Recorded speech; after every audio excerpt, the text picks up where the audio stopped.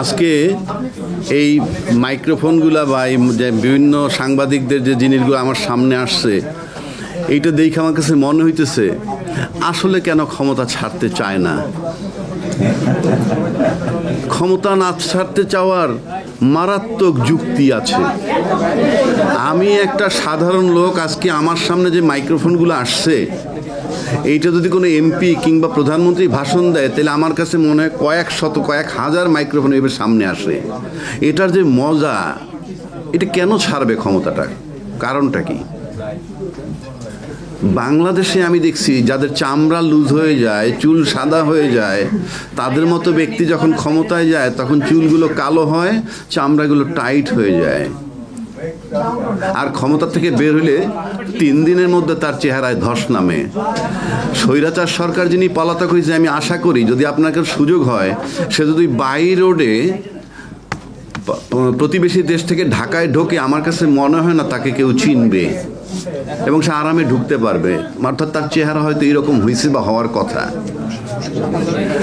এই কথাটা বললাম যে মানুষ স্বৈরাচার হতে চায় কেন। সম্ভবত নিউজিল্যান্ডের প্রাইম মিনিস্টার 2 বার ক্ষমতায় ছিলেন, তারপর উনি ক্ষমতা ছেড়ে চলে গেছেন যে আমি চালাইতে পারবো না, it's a very big responsibility. এবং তারপরে সেটা ছেড়ে সে প্রফেসর হয়ে কলেজে অধ্যাপনা করছেন। আমি বাংলাদেশে আমার গত 53 বছরে শুনি নাই কোনো মন্ত্রী পদত্যাগ করছেন, কোনো প্রধানমন্ত্রী স্বেচ্ছায় নিজের অযোগ্যতার কারণে পদত্যাগ করছেন আমরা দেখিনি। হয় তাদেরকে জনগণ তাড়াইছে, নয়তো আর্মি তাড়াইছে। কথায় কথায় তারা বলে যে গণতান্ত্রিক সরকার ক্ষমতায় থাকতে হবে, নির্বাচিত সরকার ক্ষমতায় থাকতে হবে, কিন্তু তাদেরকে যারা তাড়াইছিল, তাড়ানোর পর দেশের মানুষ কিন্তু স্বস্তির নিঃশ্বাস ছাড়ছিল। ফলাফল পরে কি হবে সেটা পরের কথা, কিন্তু ওই মুহূর্তে তারা তৃপ্তির ঢেকুর তুলছিল, আলহামদুলিল্লাহ আমরা বাঁচছি।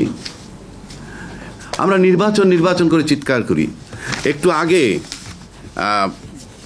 আলাউদ্দিন কামরুল ভাই একটা প্রশ্ন তুলছেন যে সংবিধানে মৌলিক অধিকারের মানে বলতে যা বোঝায় তার ভিতরে নির্বাচনটা আছে কিনা। আমি ওনাকে আশ্বস্ত করছি যে মৌলিক অধিকারের ভিতরে নির্বাচনের কথা বলা নেই। মৌলিক অধিকারের ভিতরে যা বলা আছে আমরা সবাই জানি, চলাফেরার স্বাধীনতা, কথা বলার স্বাধীনতা, আপনার সম্পত্তির স্বাধীনতা, আপনার জানমালের নিরাপত্তা, আপনার চিকিৎসা পাওয়ার, অন্ন বস্ত্র বাসস্থান ইত্যাদি পাওয়ার। এটা ইনশাআল্লাহ তাআলা এগুলো নিয়ে কেউ ভাবে না। যে দল ক্ষমতা যায় সেই দলের লোকগুলো সচ্ছল থাকে, তাও জনগণকে চুষে। যার লায়ন পার্ট উপর দিকে যায়, উপর দিকে গেলে তারা যখন ব্যাংকে রাখে, সেখান থেকে আবার আবুল বারাকাত, এসালামের মতো লোকেরা হাজার হাজার কোটি টাকা নিয়ে প্রাডো জিপ চালায়, কিছু রাজনীতি ব্যক্তিকেও কিনে ফেলে। দিস ইজ দ্য ক্যারেক্টার আর সিনারি অফ বাংলাদেশ। আবার আমরা ইসলামী রাষ্ট্রের কথা বলি। ইসলাম নিয়ে একটা আতঙ্ক আছে বাংলাদেশের লোকের কাছে। সৌদি আরব কিন্তু অনেকে মনে করেন সৌদি আরব ইসলামের model. No, it is not correct. It is not correct, I am telling you.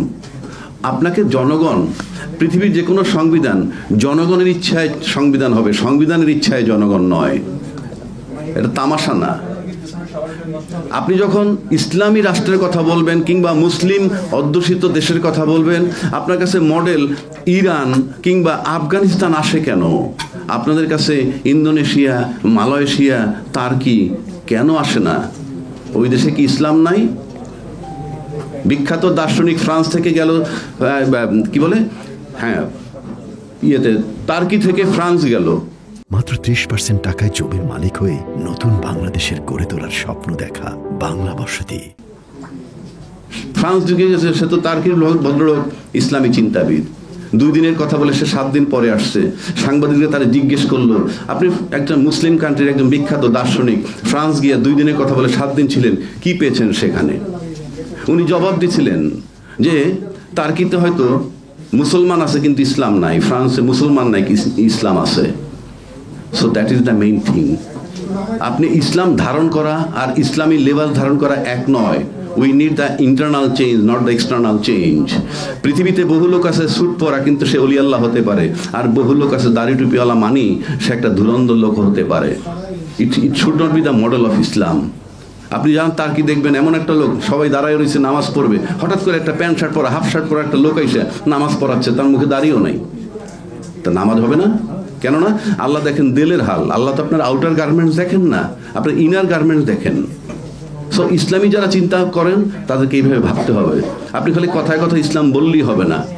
আমাদের সাধারণ লোকের কাছে আল্লাহ একটা আনসিন বিষয়। আমাদের কাছে আছে কি মুহাম্মদ ছাড়া তো আমাদের কাছে কিছু নাই। মুহাম্মদও বলে গেছে আল্লাহকে দেখা যায় না। সেই আল্লাহকে তো I can't make him the model, rather you can make the model. আমাদের রাসূল পাকরে বানাইতে পারেন।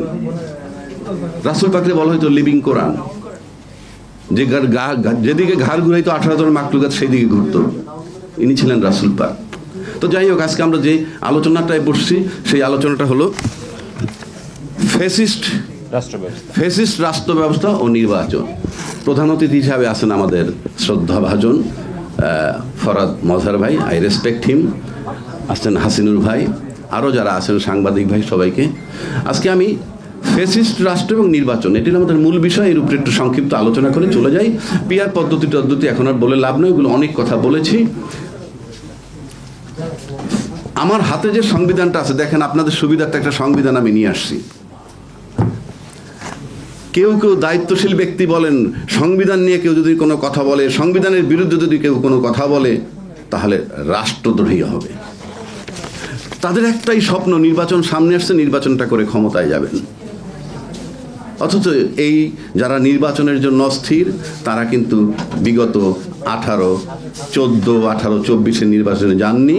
কেন যাননি? যে লেভেল প্লেইং ফিল্ড নাই। লেভেল প্লেইং ফিল্ড নিশ্চিত করে কে? প্রশাসন, অর্থাৎ নির্বাচন কমিশন। এবং সেই দোহাইতে তারা নির্বাচনে যান নাই। অথচ আজকে তারা নির্বাচনে অস্থির, কারণ লেভেল প্লেইং ফিল্ড নাই, এটা তারা নিশ্চিত। কিন্তু সামনে তাদের কোনো প্রতিদ্বন্দ্বী নাই। এটাকে নির্বাচন বলে না। আপনি যখন জেনে শুনে আপনার প্রতিদ্বন্দ্বী নাই বলে নির্বাচনে যাবেন, সেটা কিন্তু আপনার ইন্টেনশন। আপনি কোর্ট কাছারিতে যান, যেখানেই যান, আপনি একজন সালাম দিলেন, সালাম দিলেই শান্তি বর্ষিত হয় না, কারণ আপনার উপরে সেই রহমত নাই। আবার উল্টা দিকে আসেন, সালামের বহু কারিশমা আছে। আমাকে একজন সালাম দিচ্ছে কিন্তু সকালে, আসসালামু আলাইকুম স্যার। আমি বললাম তোমার টাকা 20,000 আমি আগামী সপ্তাহে দিয়ে দিব। This was my reply. তার সালামটার মানে হচ্ছিল তাগাদা। So there are many ways to speak. কাজেই আপনারা কে কি বলেন, নির্বাচন যারা চাচ্ছেন তারা গণতন্ত্রের দোহাই দিচ্ছেন না, আমার সামনে প্রতিদ্বন্দ্বী নাই তাই নির্বাচন চাচ্ছি। So what ever the form is, কেউ মাইন্ড করলে করতে পারে। কেউ বলে কতক্ষণ আমাকে জামাত, কেউ বলে কতক্ষণ আমি বিএনপি, কেউ বলে কতক্ষণ আমি এনসিপি। বাট আমি বলছি আমি বাংলাদেশপন্থী। There is no way. আপনি ভারতকে গালি দেন, আপনি আমেরিকারে গালি দেন, সব সেকেন্ডারি। আমরা কি করছি, আমার বাড়িতে আমি কি করছি সেটা আগে দেখেন। এখন আসেন, ফ্যাসিজম রেখে ইউনূস সাহেব একজন রেফারি, তার কোনো রাজনৈতিক যোগ্যতা নাই, কার কোনো রাজনৈতিক দক্ষতা নাই। এটা বাংলাদেশে এমন কোনো রাজনীতিবিদ নাই যিনি বলেন না। কিন্তু প্রশ্ন হচ্ছে, তার রোল তো রেফারির মতো। উনি বসে আছেন, সংস্কার ঐক্যমত্য কমিশন বানায় বসে আছেন। সামনে যে মারাত্মক বিজ্ঞ রাজনীতিবিদ, পায়ের নখতে মাথার চুল পর্যন্ত অহংকারে ভরা পলিটিশিয়ান হিসেবে, তারা একত্রে বসে সমঝোতে আসতে পারে না কেন? এই দোষ কি ইউনূস সাহেবের, নাকি তাদের ব্যর্থতা? পলিটিশিয়ানরা ঐক্যমত্যে আসতে পারলে ইউনূস কে? সবাই ঐক্যমত্যে এসে যদি বলে ইউ জাস্ট গেট লস্ট, আপনাকে দরকার নাই, সেটা কি কেউ বলতে পারতেছে? তাহলে আমরা কেন তাকে শুধু ব্লেম দেই? তার টাকা মকুফ হয়েছে, সেটা নিয়ে আমার প্রশ্ন নাই। কেউ বলে এনসিপি শত কোটি টাকা কামাইছে। 12 মাসে যদি 100 কোটি কামায়, তাহলে 53 বছর রাজনীতিবিদরা কত কামাইছে? তার খতিয়ান কোথায়? মাত্র 12 মাসে ভাঙা দেশের মধ্যে, ভাঙা নৌকা, ভাঙা সব কিছু, তার ভিতরে যদি কেউ 600 কোটি টাকা কামায় থাকে, তাহলে 53 বছর কামাইছে কি? সেটার কৈফিয়ত কোথায়? আবার যখন আপনি নির্বাচনের জন্য পায়তারা করেন, সমস্ত ফ্যাসিস্ট ব্যবস্থা সিস্টেম একই। এই বইটাকে 17 বার সংশোধন করা হয়েছে। 17 বার সংশোধন করেই কিন্তু এটাকে একটা স্বৈরাচারী চটি বই বানানো হয়েছে। আবার কেউ বলেন সংবিধান নিয়ে হাত দেওয়া যাবে। ইয়েস, এই সংবিধান এমনভাবে রাখছে কেউ হাত দিতে পারবেন না।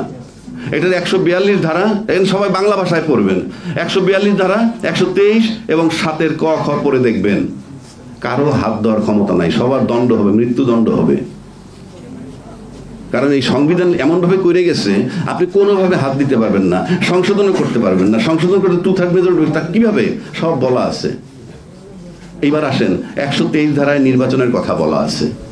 আমার মনে হয় এখানে অনেক বিজ্ঞ সাংবাদিক আছেন, আপনারা সবাই জানেন যে এই বইটির ভিতরে বলা আছে সংসদ ভেঙে যাওয়ার পর 90 দিনের মধ্যে নির্বাচন, আশা করি সবাই জানেন।